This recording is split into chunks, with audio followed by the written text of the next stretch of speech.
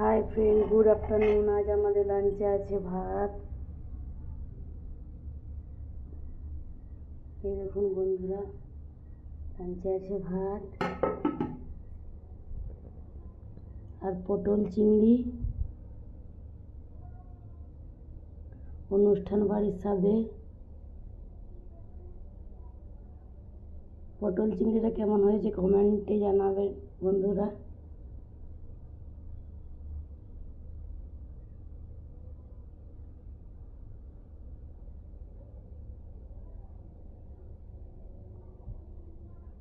কুঁদরি ভাজা, গোল গোল আলু ভাজা আর শোল মাছের আলু দিয়ে টমেটো দিয়ে ঝোল।